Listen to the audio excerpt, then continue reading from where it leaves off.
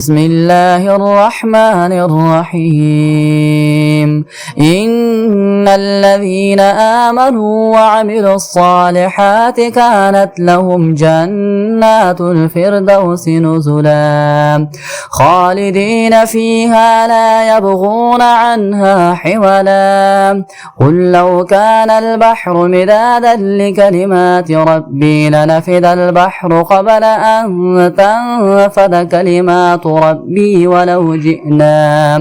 ولو جئنا بمثله مددا قل إنما أنا بشر مثلكم يوحى إلي أنما إلهكم إله واحد فمن كان يرجو لقاء ربه فليعمل عملا صالحا ولا يشرك بعبادة ربه أحدا.